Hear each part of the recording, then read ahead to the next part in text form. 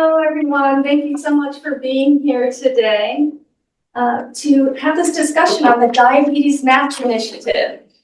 Match is mobilizing access through capacity building and health equity. And I'm here speaking with Paulina Duker from the Association of Diabetes Care and Education Specialists, and you'll be hearing from her momentarily.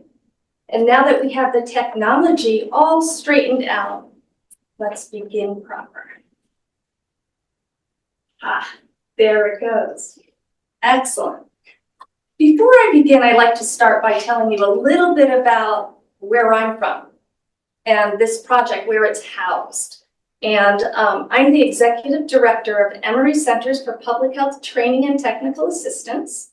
And as you can see here, we're made up of 4 sub-centers and 2 coordinating centers. The first sub-center is the Diabetes Training and Technical Assistance Center. And that's been around for quite a long time, since 2010, which is why I came to Emory. And then our PECI Center, which is Program Evaluation and Quality Improvement, does a lot of evaluations across Emory and across nationwide on our projects. And then we have Encore, engaging communities and organizations ready for excellence. And Encore's focus is on lifting up organizations ready to make a difference and focusing on health equity specifically. And then we have TTAC, originally a tobacco center that now works across all chronic disease and risk factors to help state departments of health and other associations with their professional development. The Emory Compass Coordinating Center is focused on HID in the South. And then today we're going to talk about the Diabetes Match Initiative. Across all our projects, key to our work is a commitment to health equity as foundational approach to our capacity building efforts. So let me tell you about the Match Initiative. In 2023, Emory Centers, in partnership with ADCES, that you'll hear about in a moment, was awarded a $5-year, $50 million award, a cooperative agreement from CDC's Division of Diabetes Translation.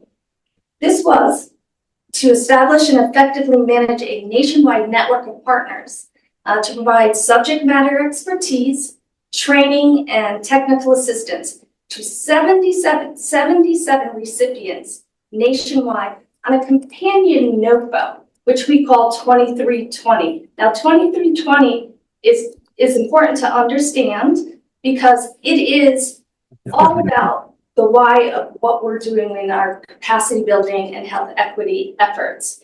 And Paulina is going to tell you a little bit more about ADCES and 2320 to give context for the work that we're doing. And in the audience today, you can't see, is Dr. Lillian Madrigal. Yay, she's waving. And she is our project director. She's the person to go to for the day-to-day questions about everything going on with the Match Initiative.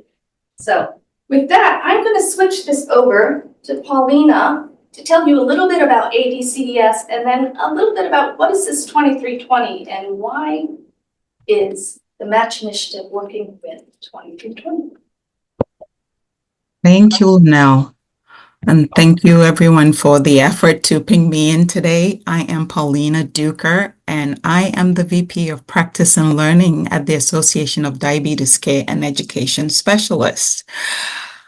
At the association, I lead the ADCES team in this partnership with our friends at Emory on this grant. ADCES is a professional membership association committed to supporting diabetes care and education practitioners at all levels of practice and in all practice settings. That includes the diabetes community care coordinator or the community health worker, all the way up to the primary care physician who may need to get some training on a new device in diabetes or some clinical practice recommendation. That is across the board. Some of the tools we do, what we do in supporting practitioners include things like creating certificate courses, publications.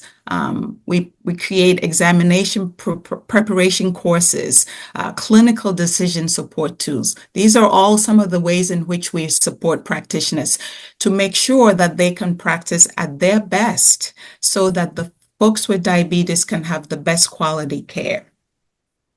Our 2024 to 28 strategic plan, three overarching objectives of that is to improve access to diabetes care and education, to advance the expertise of diabetes care and education specialists, and to grow and diversify our membership to really reflect and represent the communities that we serve, which is why this project fits so well for us. Next slide.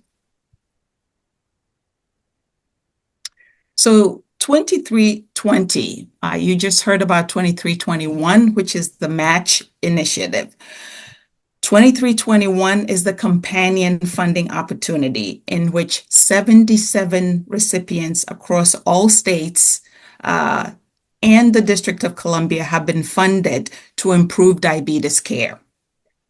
The main strategies that the states are implementing, one is to decrease the risk of developing type 2 diabetes in adults. And on the prevention side, and new in this funding opportunity is also to implement family healthy weight programs, focusing on childhood obesity and the prevention of type 2 diabetes in the long run. And then the second main strategy is increasing access to diabetes self-management and education programs, which will improve self-care practices for people with diabetes, improve quality of care and early detection of diabetes-related complications. And all of this overall to improve care for people with diabetes who are considered priority populations.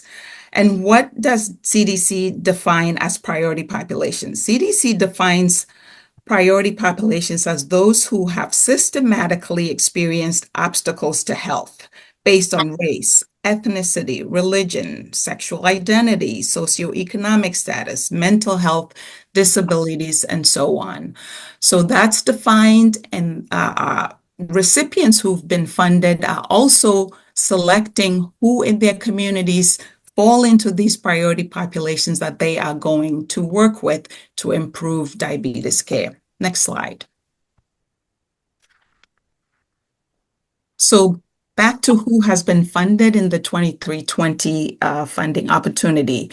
We have Component A recipients who include the state departments of health and the District of Columbia. These recipients are implementing strategies statewide or in the district.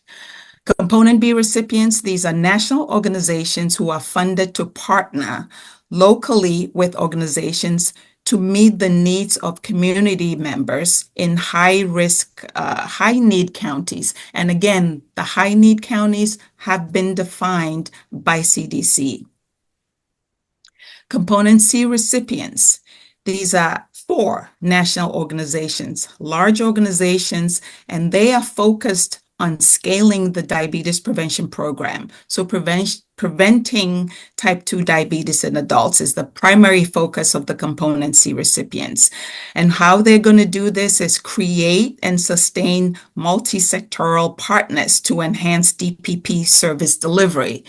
And what that looks like for these Component C recipients may be partnering with payers, for example, negotiating with payers on behalf of DPP service delivery folks, or creating platforms that folks delivering DPP can use for documentation to bill for their services and things that will help really facilitate the service delivery and scale diabetes prevention programs across the U.S. Next slide.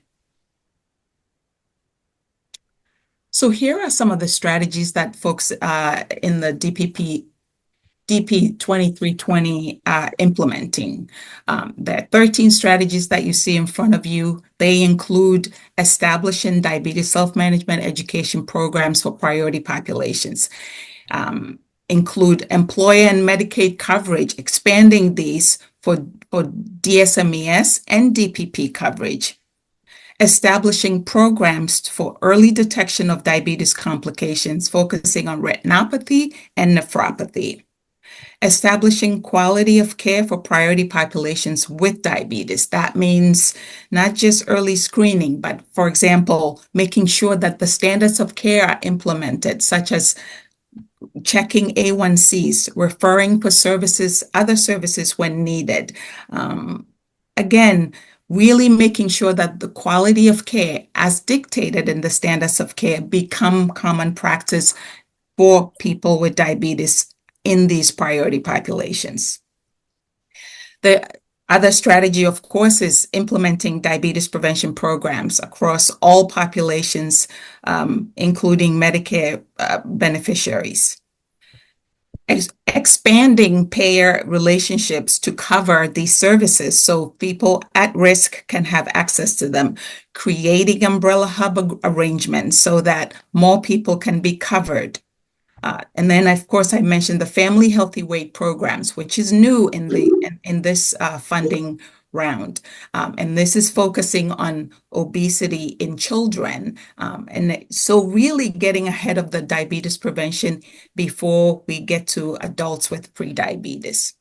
Other strategies include implementing multi-directional systems, basically interoperable systems, so that referrals to these services can happen seamlessly for the people who need services. Another strategy is expanding the workforce, so building the community health worker infrastructure to support diabetes care. These are all some of the strategies that these recipients of the 2320 funding can and have to implement. Next slide. So this is a schematic of what we just talked about. So think about the two main strategies. The first being having access to diabetes self-management education programs. That is strategy 1.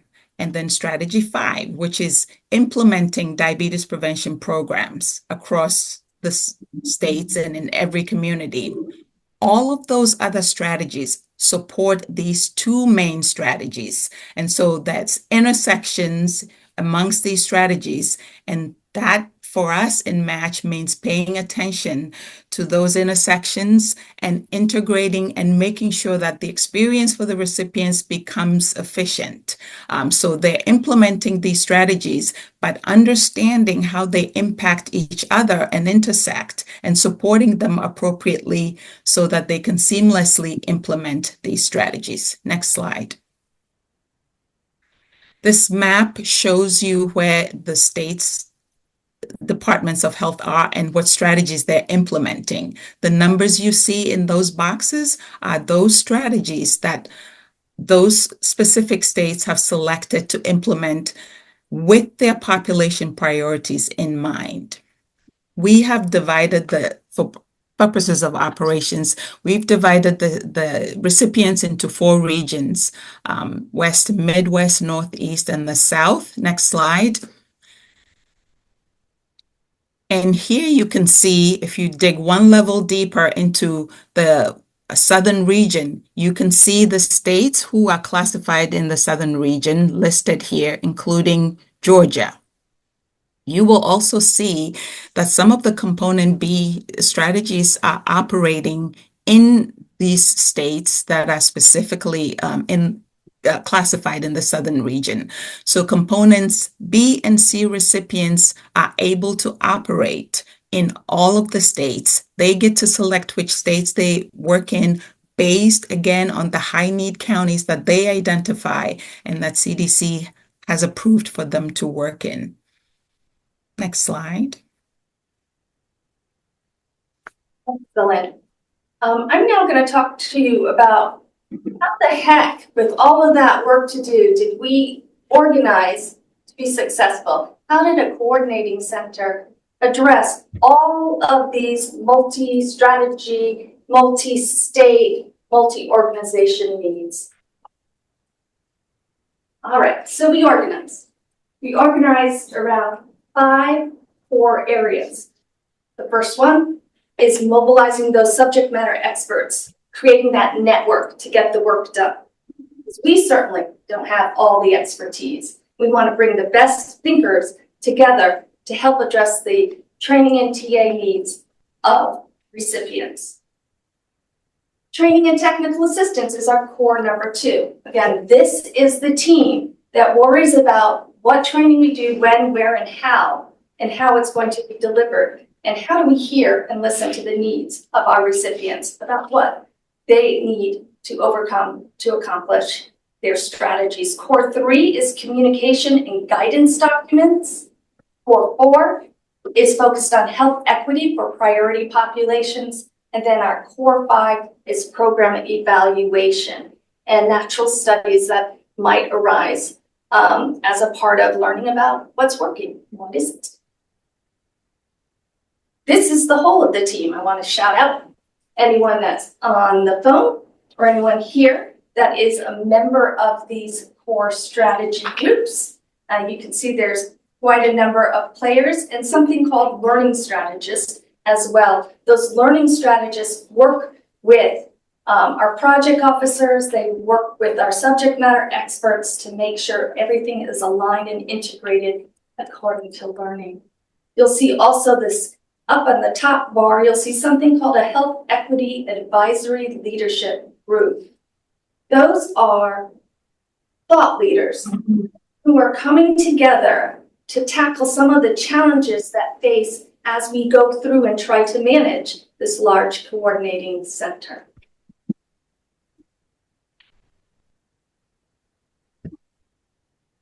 So the key to our approach is matching the right training and technical assistance to the recipients at the right time when they need it, not when we think they need it, in the right modality, the right form of learning, with the right expertise and content to achieve the right action to deliver on those strategies. Match, match, match all the way through, based not on what we think, but what our recipients think they need. More specifically, we're matching the type, the form, and the frequency of learning experience to assess needs and assets of these recipients within their community and culture. Assess needs means that we somehow had to get that information from them, listen to them. What we do is we started with the data. We started with the data, that green circle you see there. We started with the data and evidence-based diabetes programs, guidance documents, and resources were matched to help support that data. We meet people where they're at. By that we mean we are listening to their priority populations, their needs, and matching and tailoring to context. We facilitate a nationwide network of alliances and partnerships matching subject matter experts to real-world challenges that these recipients face, getting as local as we can with those network relationships so people and organizations and communities have more capacity should we leave. They're able to sustain. We leverage existing models of success in diabetes management, diabetes prevention, and family-centered childhood obesity risk reduction, and we evaluate and share knowledge. We're looking at what we're learning within strategies, across strategies, and across recipients. That's a lot of work. This is what I call the learning framework. We start with listening sessions. And this is the ecosystem. Let me pull back a minute. This is our ecosystem. And so what you see here is our project officers. And this first box on the right, this large gray box, the project officers are the key responsible group providing training and TA to the recipients. And then those recipients provide and partner with communities to implement the strategies. So where did we begin? We determined that working with project officers, strengthening their capacity to do their practitioner job, helps Yeah, facilitate, I received the call and then with a it reference also number, but helps I don't know project exactly officers what this inform was the work for. of BMT and CDC's leadership. So in essence, pushing downstream and pushing upstream to impact the entire ecosystem in which I see. Okay, so this is about Caremark, and can you um, silence and if you're so if I give you the reference number, is this some gentleman on the. well, could you be able to pull up what I was going to be sent? All right, we're going to.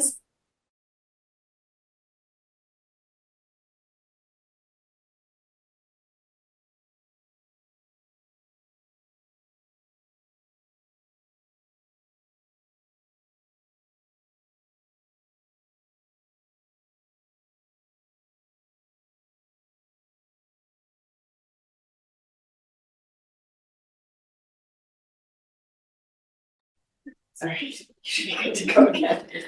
Can you hear me now? I hope so. Right. All right, we're going to go.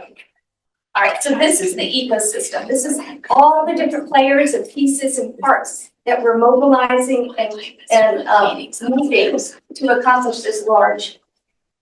Yeah,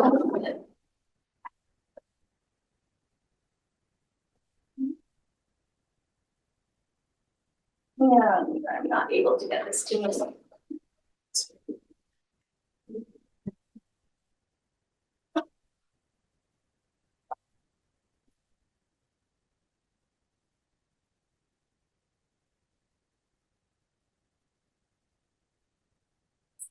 You want to try going, is this the right slide? There we go. Okay. All right.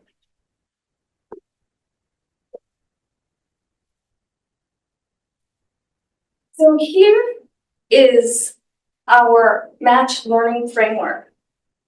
What is key to remember here is that how you design learning strategy is very intentional. What we did is we started with listening sessions. We often talk about reaching out and listening to our community, listening to our partners. We actually did listening sessions with the 77 recipients, and we did recipient listening sessions with our project officers. With our recipients, we wanted to hear, what are your anticipated challenges with implementing those strategies that you selected and implementing them within those priority populations you're considering working with?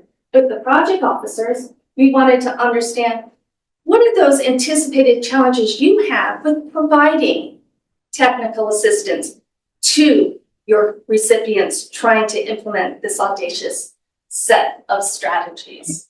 So the key listening sessions in this model show you that you dig deep into the challenges, and then you listen to say, what level of need is that? Do they need basic transactional knowledge, or are they trying to really dig in deep with the skills for policy and practice change? Or perhaps it's something really more rooted, and we're talking about culture change, really deep within their organizations or within their communities that you have to address. As you can tell, when you get to 4 and 5 on this learning framework, you're really designing based on what level of learning is needed, as opposed to throwing a webinar on every type of approach that you use, or a workshop on every type of approach. We try to designer the learning as we go, and that is where we are at the point today. Health equity, as is in the name of MATCH, is the center of our approach to training and technical assistance, and that includes getting specific with populations that are disproportionately affected. Understanding those key barriers to diabetes enrollment, retention, and sustainability, and understanding the organization and the community's level of readiness to take on these challenges. Each of these 77 recipients need to go beyond just the numbers and the geographies and those broad demographic categories that we give to them to understand what is driving the disparities that they're seeing in diabetes enrollment, in diabetes engagement, and in that retention. What is happening as close to your local community as possible? By facing the very specific challenges that they face, we can provide higher level training in TA to help them develop really specific work plans that are keyed into their community's needs and assets. And that's what we're finalizing now, is those specific work plans. And the Match Initiative utilizes that community readiness model to understand how organizations, communities, and systems progress through their own stages of change so that we can tailor according to their readiness.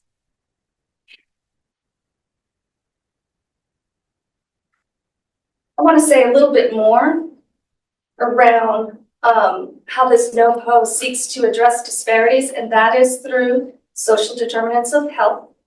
Social determinants of health, as CDC defines it, are those non-medical factors that influence health outcomes. They're those conditions, and you've heard this before, where people are born, grow, work, live, and age. And in those wider set of forces and systems shaping our daily lives. These forces and systems include, but are not limited to, things like economic policies and systems, development agendas, social norms, social policies, racism, climate change, political systems. The assumption is that by addressing social determinants of health, we can progress more quickly towards health equity, and health equity being a state in which every person has the opportunity to attain their highest level of health.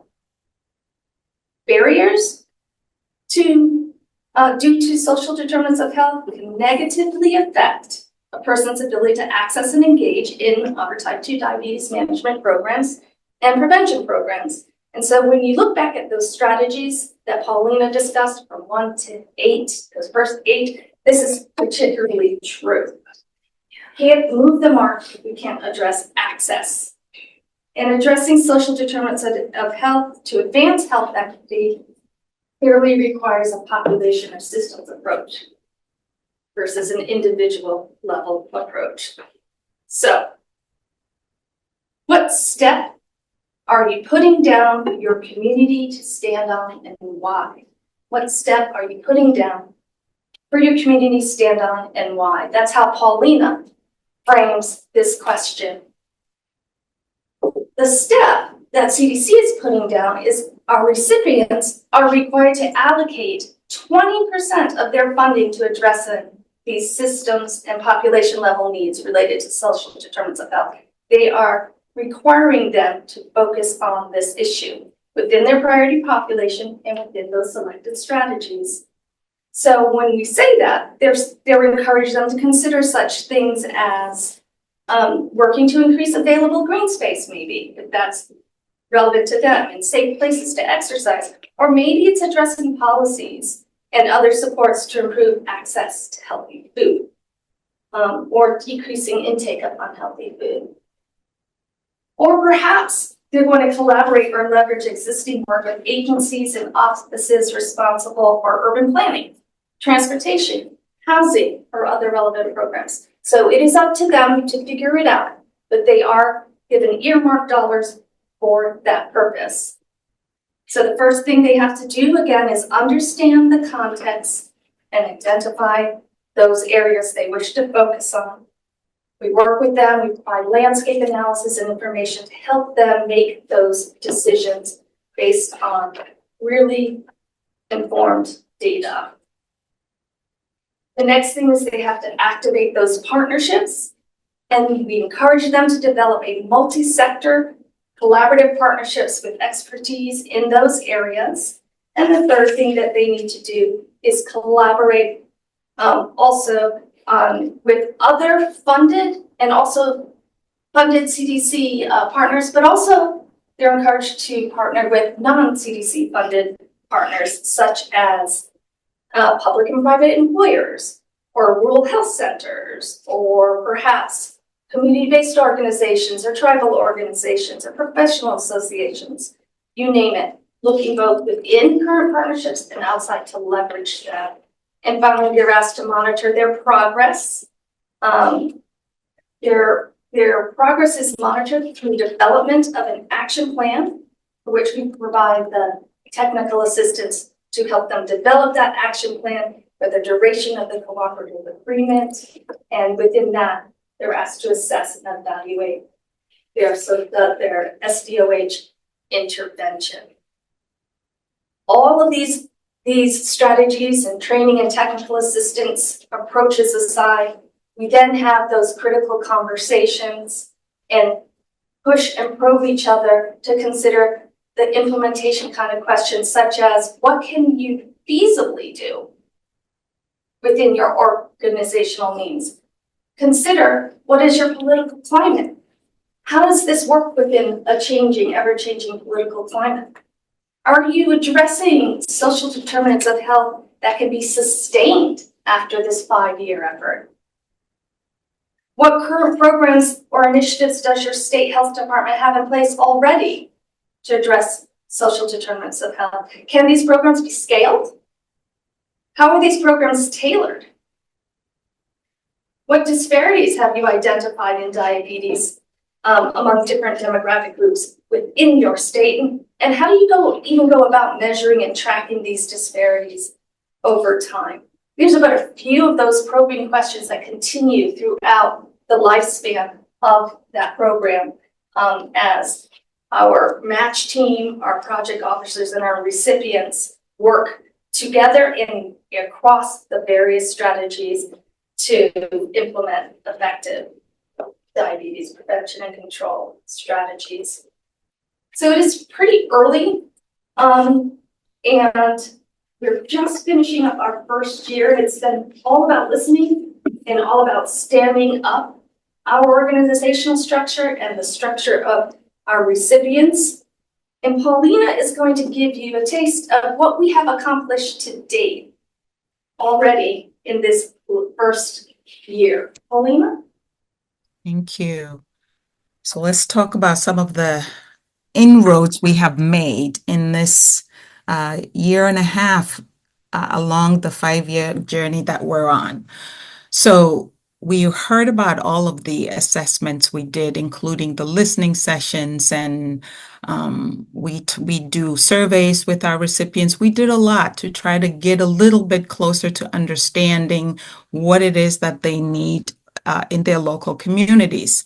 One thing to note is that the match team does not have direct working relationships with the recipients, the 77 recipients. So the infrastructure that CDC has is such that there are assigned project officers to all recipients.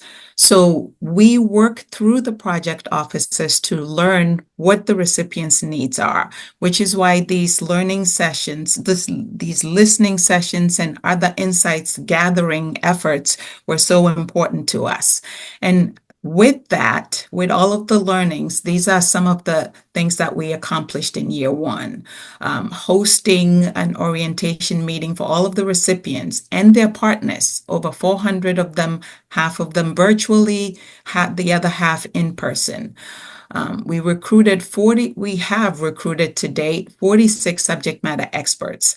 These are individuals with expertise in specific areas, and also national organizations such as the National Kidney Foundation, for example, or the National Community Pharmacists Association, or the American Academy of Pediatrics.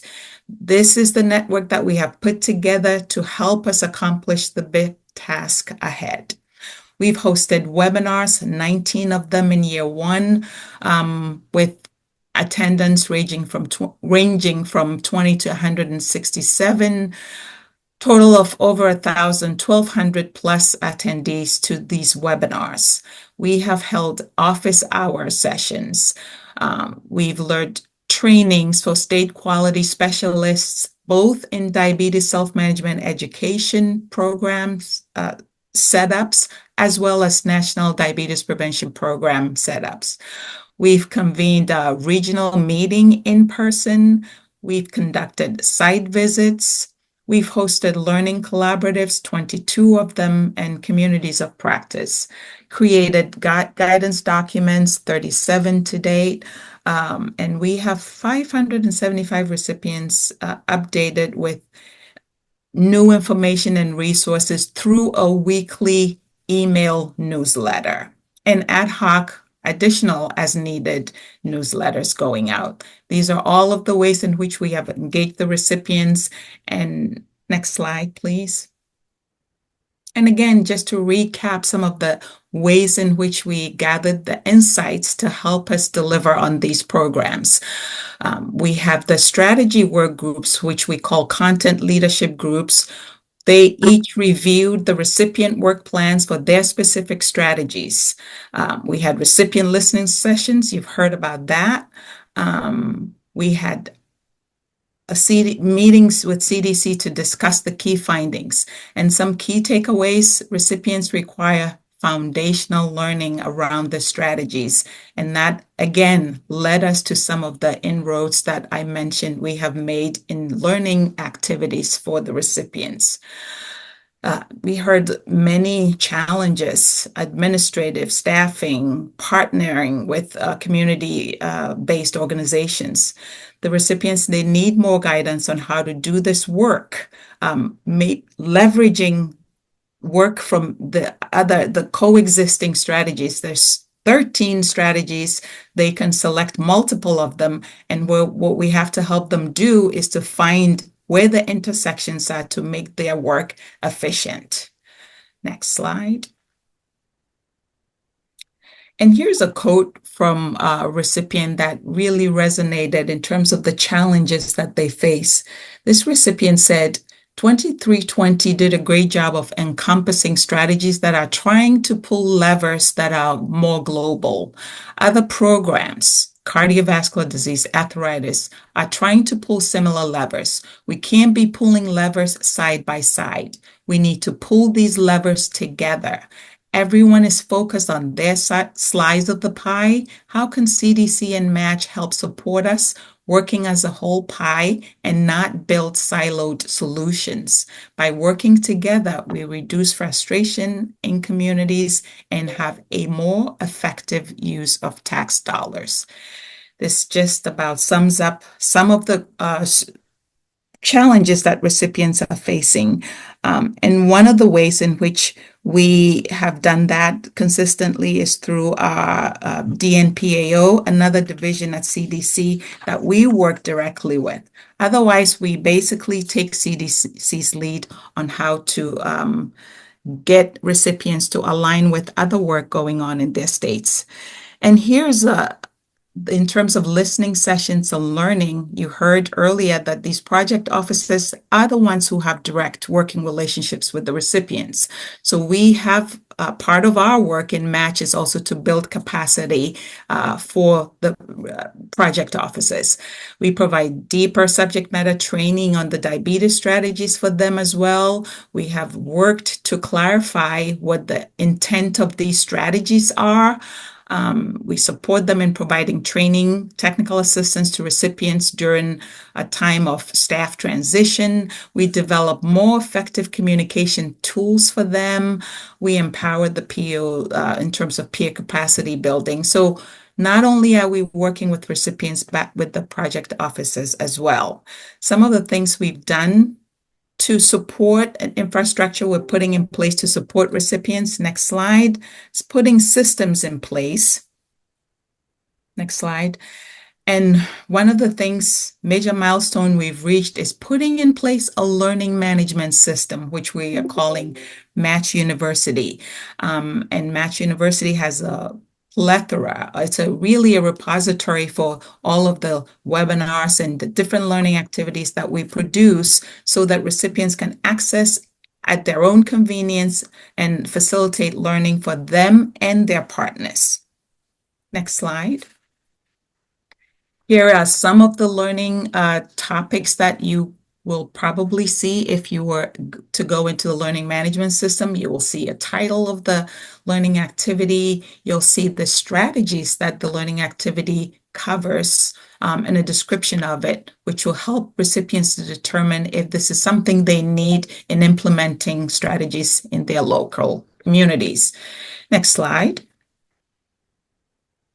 And then AMP is another system that's a CDC, an existing system at CDC. It's an award management platform. And it's, again, another place for archiving or holding documents. It's a repository. There's a subject matter expert directory, for example, contact lists for project officers, and the list of the recipients that they work with, the strategy work groups, the CLGs. You can find who is on what CLG in case you need to work with folks individually.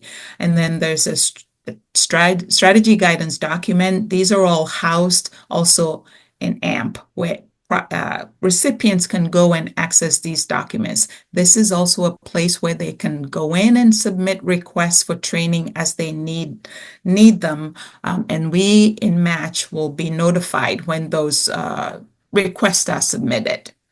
Next slide.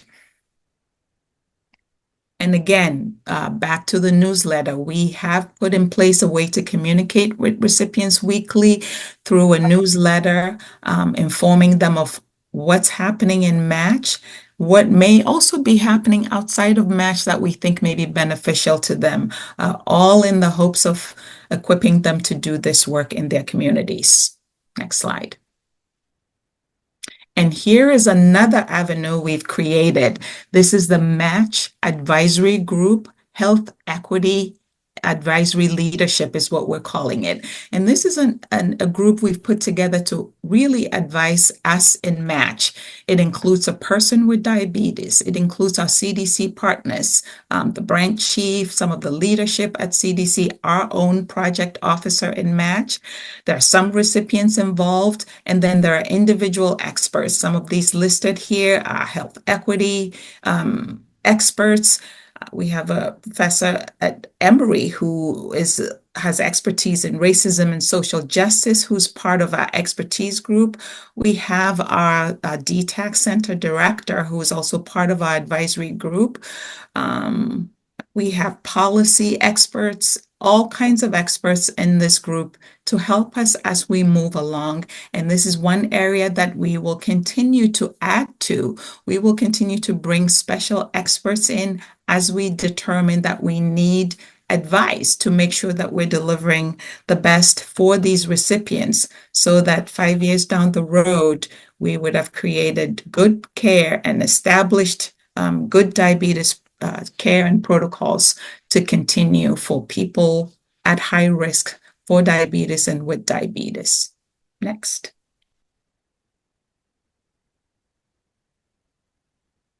So in closing, we are also want you to know, if you bring diabetes expertise, if you have certain expertise that we can leverage, we're interested in hearing from you.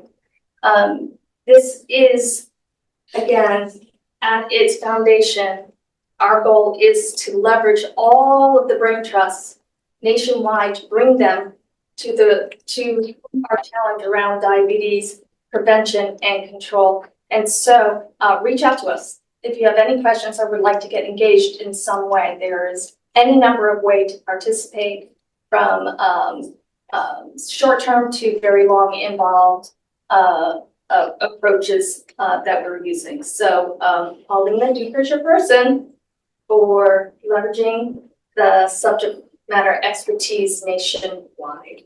So what questions do you have for Paulina or myself? Yes, ma'am.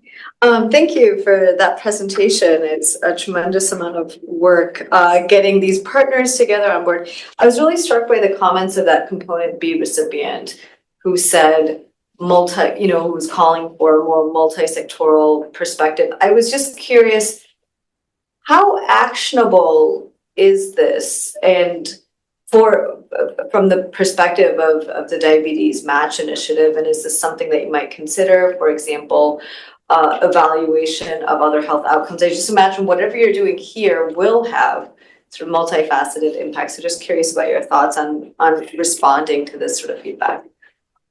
Paulina's nodding her head. You had like 3 questions in there. Yeah, Yeah, I do that. Yeah. Paulina, do you want to tackle any one of those? Sure. So I think the part I want to attack is how actionable is it? And so the short answer is we have to, this is a cooperative agreement, and we have to take the CDC's lead on any actions we take in terms of leveraging other areas that these recipients are finding that their state Department of Health might be working on, the hypertension group, the arthritis group. So this is something that is top of mind for us, and we certainly share with CDC if and when we think there are any opportunities, but the action happens when CDC says, yes, this is the way we can go. So there's some limitations, but it is something that we talk about, and if we find opportunities, we look to address. And I would say that without collaborative efforts, we're not going to get as far as we could. And that is being encouraged as part of this whole project. I mentioned that they're encouraging looking at existing CDC funded initiatives, because sometimes you don't know what's going on in your own house. And so we can leverage those. In addition, non-CDC funded, we're trying to bring those to their attention so that they can be aware of them, and then help them figure out, how do I actually get in and have those conversations? It's one thing to talk about what you can do, it's another thing to figure out how. And that can be daunting to someone with a million things going on, or who hasn't had those kind of conversations across different sectors. So that's part of the training in TA. I think there was a question towards the end of that around evaluation and measuring the impact beyond the collaborative impact. I think that's what you're getting at. Right, Sort of. Right. Well, just this idea that even if, I really appreciate this point that as a cooperative agreement, you have to get CDC's approval. But I was thinking that it could be low-hanging fruit to, even if you don't collaborate at the design stage, at the evaluation stage, consider impacts on, say, hypertension control, et cetera, et cetera. Yep. I think your point is a good one, and it's what we need to drive to. That is the whole point of the collaboration across different sectors, is to have those conversations and to measure and to have some understanding about what we're measuring, so we can look across and leverage and have gains. That's just a big issue for me, wanting to work across sectors and to take advantage of the different places where we're looking at the same things. We're looking at the same lifestyle, which this morning we were working with the Alzheimer's Association. I'm like, we have to do better in how we work together to make impact. And I can tell you, when we talk to recipients about their community partners and the individuals, they want to be addressed as a whole person. So we need to think of them as a whole person. And so we need to get beyond the silos. And this is why that's up there. So thank you for that. So I just want to add that there's a formal evaluation and then there's an informal. So we are constantly looking for insights that we can bring back to CDC to help us shape this as we go forward. This is an ongoing process of insights gathering year over year and bringing back to say, what can we change? What can we do differently as we move forward in this project? And we're already a year and a half into it. And so that we are actively doing that consistently, is gathering insights. Thank you. Are there any questions on them? Yes. How do you guys conceptualize sustainability for the Match Initiative, thinking long-term so that public health practitioners can continue building on the work that you've been doing and will continue to do in these 5 years? The question, Paulina, is how do you conceptualize sustainability for the Match Initiative? I can tell you that when 5 years is over, I want there to be a network that is regional, local, as well as nationwide. I want us to be able to lead and know that they can continue to build on those relationships, network, the resources without us there. But then there's an issue of sustainability with infrastructure. It's hard to sustain if your staff is overturning. It's hard to sustain if you don't have some of the resources required to implement. And so while we're working on training and technical assistance and networking and partnerships, we also need to be addressing some of those core issues. And we hear about the ability, even if I had all the resources and even if I had the understanding about how to do all of this work, I still live within a social context. So how do we work within, be innovative and creative? We would hope that those resources, the capacity and the resiliency to persist despite and because of what is your reality, that we would see more confidence in their ability to do that at the end. And then of course there's those ultimate outcome things. We would hope that more people would be enrolled, more people would be staying in the program, and that they'd be able to have what they need to sustain those programs over time at the end. Those are some of the top of mind issues for me. Paulina? Yeah, so what I would add to that is the active work we do to provide technical assistance in setting up payment systems for some of these services that we're creating now. So there may not be a diabetes self-management education program in the community. We take this funding work with the recipient and their community partners. So Linelle mentioned you're creating these networks in the community. They will own the program when we're gone. But the technical assistance we are providing also includes setting up payment systems that can sustain these programs after the funding is done. So working with recipients, finding out who on their staff they can train and bring on board to sustain the program, but also get payments for it is something we're actively doing, and it's inherent in some of the strategies we're helping them implement.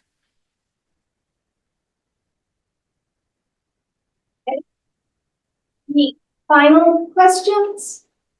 Comments? No? All right, well, thank you very much. Please don't hesitate to reach out to Lillian, Paulina, or Linelle, or any of our match team as you hear more about us and as you get excited and decide, hey, I want to be involved. How can I do that? Just reach out and let us know, and we're happy to plug you in. Thank you very much and have a great rest of your day. Thank you. Thank you so much. Have a good day.